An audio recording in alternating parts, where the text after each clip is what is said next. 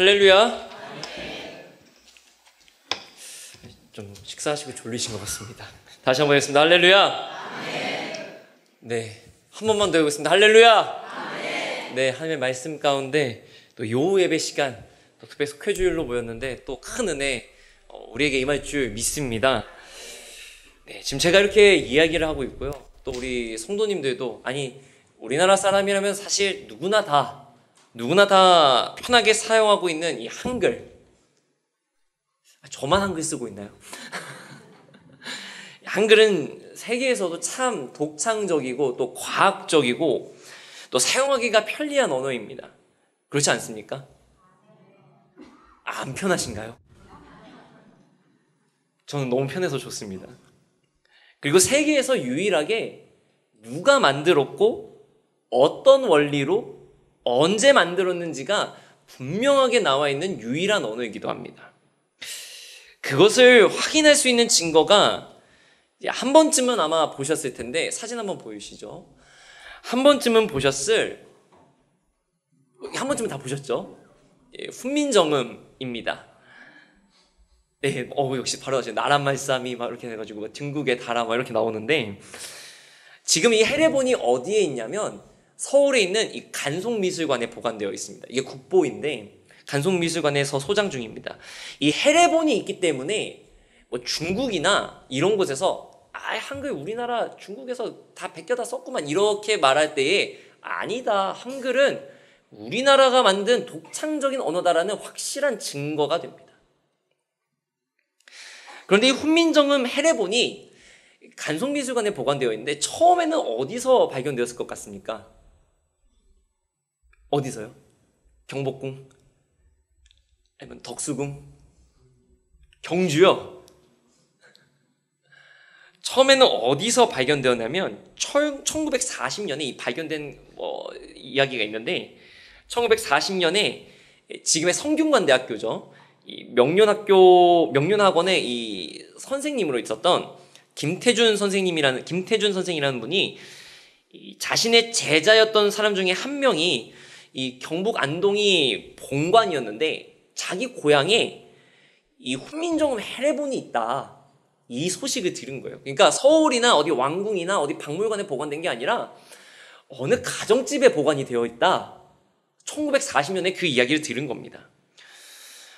아까 말씀드린 것처럼, 아니 이렇게 중요한 거면 왕궁이나 아니면은 조선 왕조실록이 보관되어 있는 서고 같은 데 있어야 될 것 같은데, 웬 가정집에, 뜬금없이 이 시골집에 왜 이게 있는지 알 수가 없지만, 한 가지 놀라운 사실은 이 사본이 너무 완벽하게 잘 보존되어 있었던 거예요.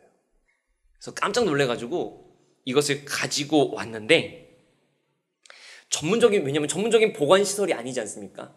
습기가 먹었을 수도 있고, 곰팡이가 쓸었을 수도 있고, 아니면은 하다못해 쥐가 파먹었을 수도 있는데, 너무나도 다행히도 500년이 넘는 시간 동안 이 헤레본이 잘 보존되어 있었던 겁니다.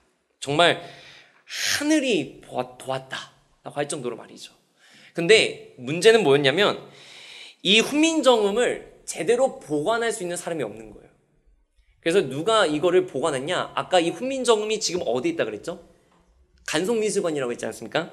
그래서 이 훈민정음을 보관하기 위해 구매한 사람이 누구냐면 바로 간송 전영필 선생님이세요. 이분이 어떤 일을 하셨냐면, 일제시대 때 우리나라 문화재를 막 자기 돈으로 사들인데, 엄청난 거부인데 자기 돈으로 막 문화재를 사요. 돈도 안 되는 거야. 자기 재산을 여기 다 쏟아붓습니다. 그래서 우리나라 문화재가 외국으로 반출되지 않고 그대로 남아있을 수 있도록 한 게 바로 이 간송 선생님의 공헌이기도 한데, 이분이 이 훈민정음 헤레본을 거금을 주고 사는데 얼마를 줬을 것 같습니까? 그 당시 돈으로 1만 원. 지금 1만 원이면 저기 한 짜장면 한 그릇 정도 되는데, 그 당시 1만 원이면 어느 정도 가격이었냐면 기와집이죠. 기와집 10채. 그걸 주고 이걸 샀다고 하시더라고요. 이건 기록에 남아 있습니다.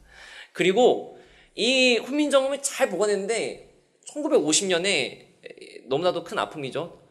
6.25 전쟁, 한국 전쟁이 이제 북한이 침략해서 발발이 하게 됐는데, 이 전염병 선생님이 문화재가 많지 않습니까? 근데 그 피난 중에도 자기가 꼭 간직하고 도망갔던, 그러니까 피난을 갔던 게 바로 이 훈민정음 헤레본입니다. 얼마나 소중하게 아꼈는지 오동나무 관에다가 나무짝을 만들어가지고 이 헤레본을 거기다 넣어놓은 다음에 잘 때도 잃어버릴까봐 그걸 머리에 베고 주무셨답니다. 그렇게 지켜낸 게 이 훈민정음입니다. 지금은 누구나 사용하기 편하고 또 당연하게 우리나라 언어라고 알 수 있지만 이러한 수많은 사람들의 노력이 없었다면 아마 이 훈민정음이 그냥 우리나라 언어긴 한데 확실한 증거가 없는 언어였을 겁니다. 그리고 이 훈민정음 헤레본이 있어서 1997년에는 유네스코 세계 기록문화유산으로 남게 됩니다. 그래서 이제는 누구나 전 세계 사람들 누구나 한글이 가장 독창적인 언어라는 것을, 가장 과학적이고 가장 한국적인 언어라는 것을 누구나 알 수 있게 됩니다. 자, 오늘 우리가 읽었던 역대하 34장의 말씀도 바로 이 훈민정음의 발견과 같은 그런 이야기를 좀 우리에게 알려주고 있습니다. 남유다의 16번째 왕이었던 우리가 너무나도 잘 알고 있는 요시야 왕, 한 번쯤은 들어보셨을 겁니다. 이 요시야 왕은 남유다의 마지막 왕은 아니었지만 어쩌면 구약의 역사에 있어서는 유일하게 가장 마지막으로 이스라엘을 이방의 우상으로부터 지켜내기 위해 종교개혁을 감행했던, 어쩌면 가장 이스라엘이 마지막으로 만날 수 있었던 이스라엘다운 왕이었습니다. 그 역사 중에 하나가 바로 오늘 우리가 읽은 역대하 34장의 말씀인데, 요시야 왕 때 이 예루살렘 성전을 수리하는 도중에 하나님의 율법책을 다시 발견한 게 오늘 말씀의 내용입니다. 이 남유다 왕의 계보를 잠시 제가 살펴보자면 13번째, 그러니까 이 요시야 왕으로 따지면은 증조 할아버지죠. 혹시 누군지 알고 계십니까? 죄송합니다. 제가 괜하게 물어본 것 같습니다. 히스기야 왕 때에 그 히스기야 왕 이후로 요시야 왕의 할아버지, 그러니까 14번째 왕이었던 히스기야의 아들인 바로 나오시네. 므낫세. 그리고 이 므낫세의 아들인 요시야 왕의 아버지였던 아몬 왕에 이르기까지, 므낫세부터 아몬까지는 사실 그 할아버지 히스기야 왕 때와는 정반대로 하나님을 떠난 시대였습니다. 오히려 더 우상을 악랄하게 섬기고, 저는 악랄하다는 표현을 좀 썼는데 예루살렘 성전에까지 하나님의 우상을 비치해 두고 하나님을 멀리 떠났던 때가 바로 이 아몬과 므낫세 시대였습니다.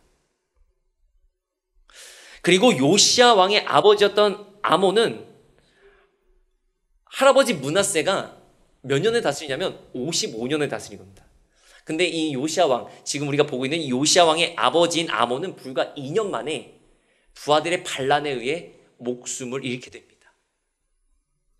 여러분, 우상을 섬기는 기간이 더 길었고요. 55년에 2년 하니까 거의 60년이죠. 그 시간 동안에 얼마나 많은 것들이 파괴되고, 또 심지어 왕이 반란 때문에 부하들의 손에 목숨을 잃었습니다. 얼마나 혼란스러운 상황이었겠습니까? 그때 요시야 왕이 왕으로 즉위하는데 그때 나이가 몇 살이었습니까? 8살이었습니다. 일반적인 역사의 흐름이라면 8살짜리 왕이 무슨 힘이 있겠습니까? 그렇지 않습니까? 8살짜리면, 저는 8살 때 뭐라고 했었냐면 학교 수업 마치고 집에 가면서 문방구에서 사탕 사 먹던 그런 때였던 것 같습니다. 근데 그런 나이에 요시야는 왕이 되어야 했습니다. 어린아이라고 무시당하지 않으면 다행이고, 혹여나 아버지 아몬처럼 다른 신하들이 반란을 일으키지는 않으면 참 다행입니다. 그렇지 않습니까? 8살짜리가 왕이 되었는데 그런 일이 일어나지 않은 게 참 다행입니다. 그런데 이런 우리의 생각과는 달리 요시야 왕의 치세가, 요시야 왕이 다스렸던 이때가 어쩌면 남유다에게 주어진 마지막 기회라고 할 수 있을 정도로 하나님을 경외하는 믿음을 회복하고 이방의 우상들, 제단들을 혁파하는 종교개혁의 역사, 그리고 나라가 안정적으로 다스려지는 놀라운 역사가 일어납니다. 8살짜리 왕이 세워졌는데 더 불안해지는 것이 아니라 오히려 더 안정되어 가고 있다는 것을 우리가 말씀 통해 보게 됩니다. 역대하 34장 3절을 보게 되면 이 종교개혁을 일으키는 요시야 왕의 모습을 볼 수가 있는데, 아직도 어렸을 때 곧 왕위에 있은 지 8년에 그의 조상 다윗의 하나님을 비로소 찾고 라고 합니다. 자, 종교개혁을 하고 있는 요시야 왕의 나이가 언제냐면 왕이 된 지 8년입니다. 그럼 몇 살일까요? 16살. 저는 16살 때 뭘 하고 있었나 생각해보면 이제 학교 끝나고 학원 가고 있었던 것 같습니다. 불과 16살의 나이에 요시야는 종교개혁을 시작하고 있습니다. 여러분 16살이라고 했자 이제 중학생 아니면 고등학생, 좀 많으면 고등학생이겠죠? 그 정도 나이가 되는 그 나이에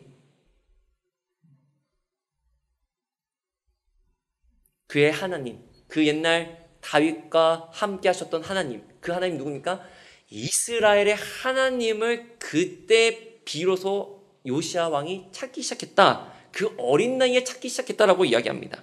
그리고 왕위에 오른 지 12년, 그러니까 20살 때에 이르러서는 예루살렘에서 산당들과 아세라 목상을 비롯한 이 우상들을 다 치워버리기 시작했다. 지금 역대하 34장 3절은 이야기하고 있습니다.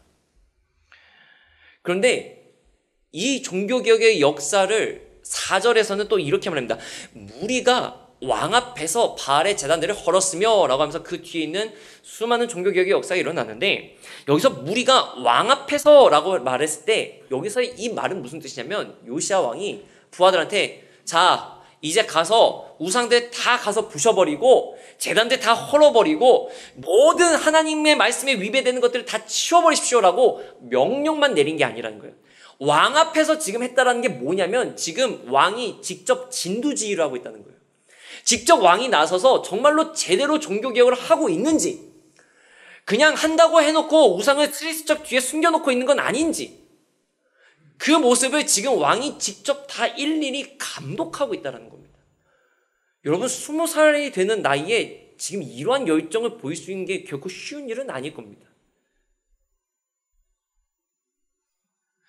6절을 보면요 더 놀라운 모습을 보게 되는데, 또 므낫세와 에브라임과 시므온과 납달리까지 사면 황폐한 성읍들에도 그렇게 행하여 라고 합니다. 여러분 므낫세, 에브라임, 시몬과 납달리 지역에, 그러니까 지역에까지 가서, 즉 여기는 뭐냐면 북이스라엘의 영역까지 포함한 전 이스라엘을 말합니다. 그러니까 남유다뿐만이 아니라 이 지금 요시야 왕은 지금은 멸망해버린 거의 지금 완전히 자기 영토도 아닌 북이스라엘의 영토까지 가서 이 종교개혁의 역사를 이루고 있는 것입니다. 아니 남유다 하기도 사실은 바쁜데 그렇지 않겠습니까? 남유다에도 얼마나 많은 우상들이 있었겠습니까? 그거 다 처리하는 것도 바쁜데 지금 온 이스라엘을 하나님을 향한 열심을 가지고 지금 완전히 종교개혁을 이루기 위해, 우상으로부터 하나님의 나라 이스라엘을 회복하기 위해 지금 본인이 직접 진두지휘 동분서주하고 있다는 것입니다. 그런데 그 말씀을 보고 7절을 보면 제단들을 허물며 아세라 목상들과 아로새긴 우상들을 빻아 가루를 만들며 온 이스라엘 땅에 있는 모든 태양상을 찍고 어떻게 했습니까? 예루살렘으로 돌아왔더라. 아까도 말씀드렸지만 요시야 왕이 부하들한테 자기가 이렇게 하겠다라고 지시만 내리고 명령만 내리고 보고만 받은 게 아니라 어떻습니까? 본인이 직접 가서 제대로 하는지 확인했다는 거예요. 어디까지? 북이스라엘을 포함한 온 이스라엘을 돌아다니면서 우상이 남아있진 않은지, 우상이 받쳐진 제단이 남아있진 않은지 일일이 다 확인하고 지금 예루살렘으로 돌아왔다라는 것입니다. 이때 요시야 왕의 나이가 불과 20살이었습니다. 여러분 요시야 왕이 얼마나 대단한 왕인지를 우리가 자세히 보게 되면 더 알 수가 있는 것입니다. 오늘 하나님의 성전에서 율법책을 발견했을 때 요시야 왕의 나이는 몇 살이었을까요? 역대하 34장 8절 상반절을 보게 되면 요시아가 왕위에 있은 지 18째 해라. 그러니까 26살에 하나님의 성전을 수리하기 위한 명령을 26살에 내리게 됩니다. 제가 26살 때 뭘 했는지 가만히 생각해 봤는데 그때 아마 대학원 이제 들어가서 대학원에서 아마 논문 준비하고 있었던 걸로 제가 기억하고 있습니다. 여러분 26살 때 뭐 하셨나요? 26살 때 뭐 하셨습니까? 회사 내고 계셨습니까? 저는 우리 성도님들이 26살에도 어느 요시아 왕처럼 말씀과 기도 가운데 우리 교회를 굳건하게 세우고 계셨을 줄 믿습니다. 아니신가 보군요. 근데 여러분 오늘 말씀을 잘 보게 되면 이 율법책을 발견한 구체적인 상황을 우리가 좀 볼 수가 있는데 역대하 34장 14절 말씀, 오늘 본문 말씀인데 우리 한 목소리로 함께 읽어보겠습니다. 시작. 무리가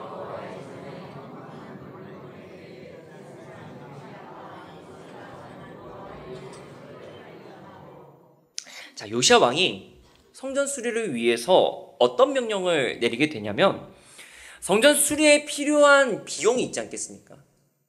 뭐 공짜로 하진 않았겠죠. 성전 수리에 필요한 이 비용을 어디서 충당하냐면 성전에 있는 하나님께 바쳐진 봉헌함에 남아있는 헌금을 사용해라라고 지금 명령을 내렸습니다. 그 명령을 받고 당시 대제사장이었던 hil기야가 그 헌금함을 열어서 헌금을 꺼낼 때에, 즉 남아있는 헌금을 이제 추릴 때에 이 율법책을 발견했다라고 말합니다.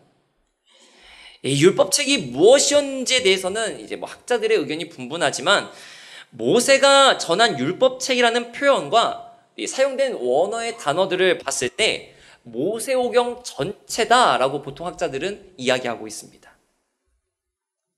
그런데 여러분 14절 말씀에 다시 한번 보시면 하나 더 넘겨주시면 무리가 여호와의 전에 헌금한 돈을 꺼낼 때에 제사장 hil기야가 모세가 전한 여호와의 율법책을 어떻게 했습니까? 발견했다고 했어요. 여러분 발견했다라고 했습니다. 하나님의 성전에서 모세가 전한 율법책을 발견했다라고 표현하고 있는데 여러분 발견이라는 말의 뜻을 사전에서 찾아보면 미처 찾아내지 못하였거나 아직 알려지지 아니한 사물이나 현상, 사실 따위를 찾아냄이라고 나옵니다. 그러니까 이게 무슨 말이냐면 율법책을 발견했다라고 하는 이 말은 율법책이 여기 있었는지 전혀 모르고 있었다라는 거예요. 이게 원래 율법책이 있었는데 여기 잠깐 보관해뒀네 이런 게 아니라 하나님의 성전에 있는 제사장들조차도 hil기야조차도 하나님의 모세에게 전했던 이 율법책이 헌금함 주변에 그 근처에 보관되고 있었다라는 사실조차 까맣게 모르고 있다가 헌금을 꺼낼 때 돼서야 율법책을 처음 만났다라는 거예요. 여러분 이 말씀을 다시 한번 생각해 보시면요. 당시 이스라엘 사람들이 하나님의 성전, 하나님께 드려진 이 성전에서 정작 하나님의 율법책을 보지 못했다라는 거예요. 더 나아가서는 하나님의 성전에 갔는데 당연히 있어야 될, 누구나 접할 수 있어야 될 하나님의 말씀이 없었다라는 것입니다. 더 안타까운 사실을 한 번 더 생각해 보시기 바랍니다.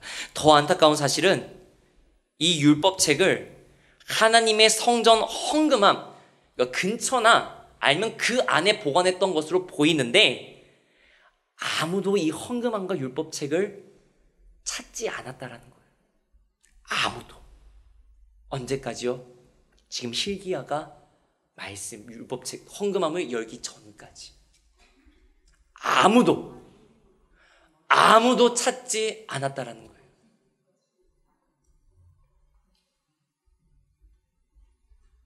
그래서 사람들에게 이 율법책이 지금 잊혀져 있었던 것입니다.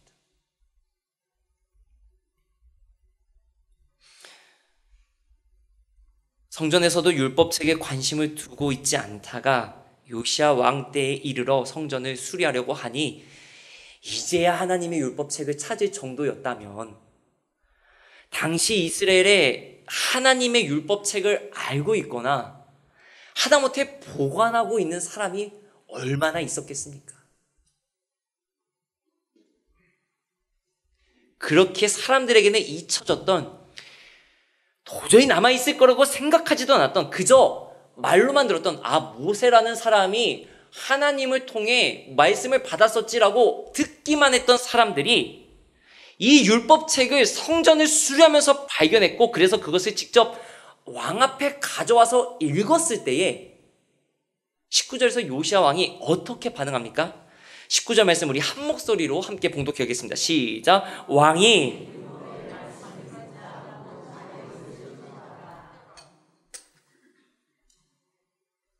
옷을 찢었다라는 게 무슨 말일까요? 우리가 담임 목사님을 통해서도 예수님의 팔복의 말씀을 듣는데 애통하는 마음 아니었겠습니까? 하나님의 백성이라고 자부하는 우리 이스라엘이 이방 민족들로부터 어려움 당하고 지금까지 힘들었던 이유가 하나님이 우리를 버려서가 아니라 우리가 하나님을 버려서였구나. 우리가 하나님의 말씀대로 순종하지 않고 하나님의 말씀을 모르고 있었기 때문에, 믿음대로 살고 있지 않았기 때문에, 순종하지 않았기 때문에 그래서 우리가 어려움 당하고 있었구나. 요시야 왕이 그것을 깨닫고 마음속에 옷을 찢었던 건 아니었겠습니까?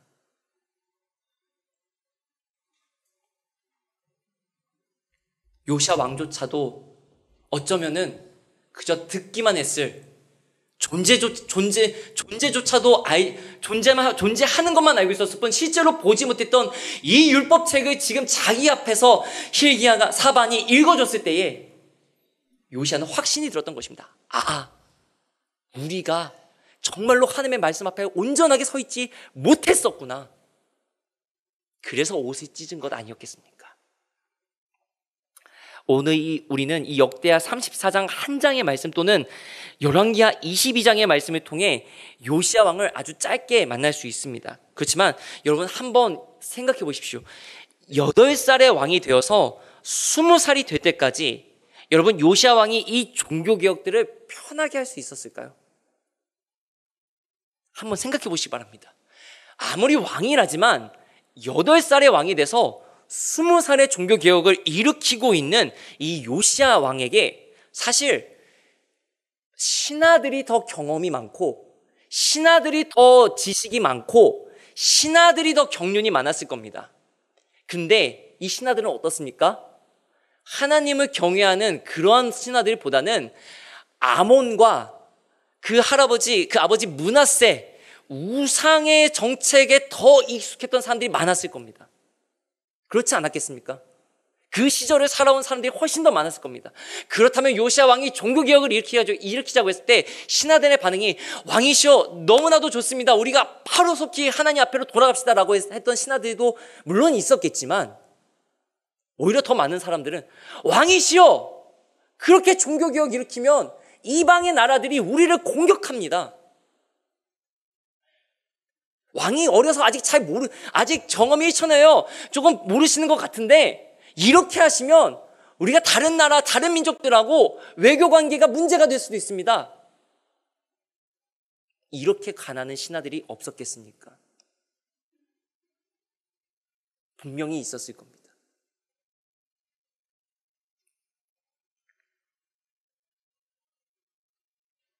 여덟 살부터 그 어린 나이에 그런 역경과 저항을 이겨내고 이스라엘이 하나님을 경외하는 하나님의 백성들로 회복시키기 위해서 요시야 왕이 얼마나 고뇌했겠습니까?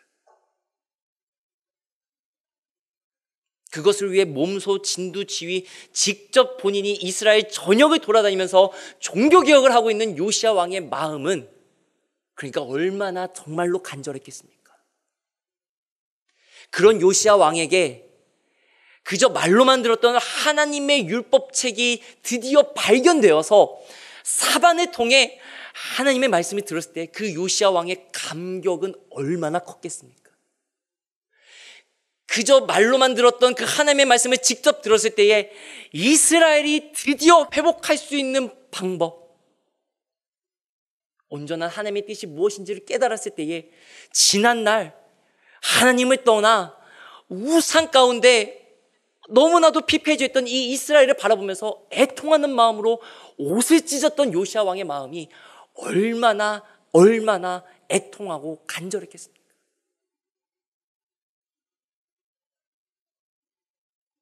그런 요시야 왕의 믿음이 이제는 요시야 왕을 비롯한 몇몇 사람들에게만 주어진 확신이 아니라 이제는 분명한 증거가 생겼습니다. 너무나도 확실한 증거가 생겼습니다. 그것이 무엇입니까? 바로 이 율법책입니다. 헝금한 구석에 먼지 먹고 언제 갖다 놨는지도 몰라서 사람들에게 잊혀졌던 그 율법책. 그러나 그 율법책은 그냥 단순한 글자요 책이 아니라 이스라엘을 이끄시는 분이 하나님이시고 그 하나님이 지금도 이스라엘을 붙잡고 계시고 다시금 믿음으로 돌아와라 얘기하고 있다는 것을 확신할 수 있었다는 것입니다. 그래서 요시야 왕이 율법책을 듣자마자, 그 말씀을 듣자마자 한 행동이 무엇이냐면 사람들을 다 불러 모읍니다. 그리고 이 율법책을 읽어주고 하나님의 말씀대로 우리가 살아야 된다 결단하기를 촉구합니다. 역대하 34장 32절 말씀에 우리 한 목소리로 함께 읽어보겠습니다. 시작. 예루살렘과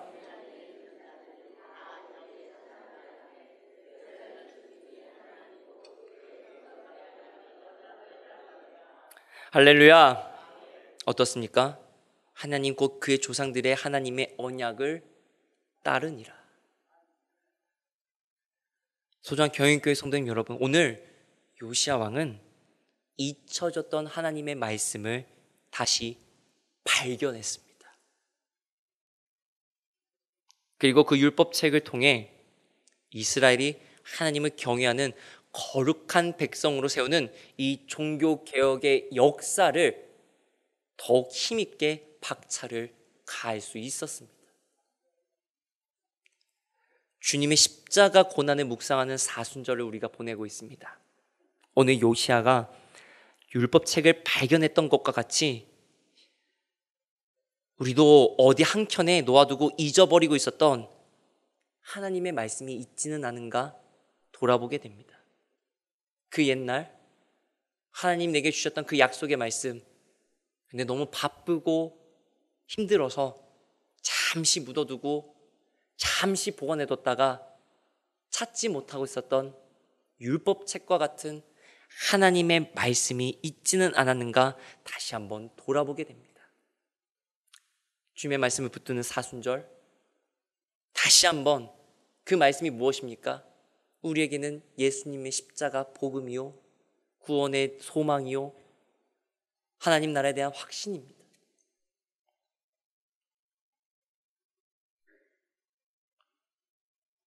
잠시 내가 놓아두고 있었던, 그래서 먼지 켜켜이 묵혀있어서 미처 발견하지 못하고 있었던 내 마음속의 율법책, 내 마음속의 십자가, 내 마음속의 하나님의 말씀, 다시 한번 되찾고 회복하는 이 사순절 되시기를 주님의 이름으로 간절히 축원합니다. 더 나아가 오늘 우리가 속회주일로 모였습니다. 우리가 속회로 모일 때에 수많은 이야기들을 할 수가 있죠. 근데 우리가 속회 모임할 때 구해야 될 것은 하나님의 말씀이요, 주님의 은혜요, 예수님의 십자가 능력인 줄 믿음으로 고백합니다. 우리가 모이면은 하나님의 말씀을 붙들고 그 말씀 붙들고 기도하고 그 기도 가운데 은혜 받고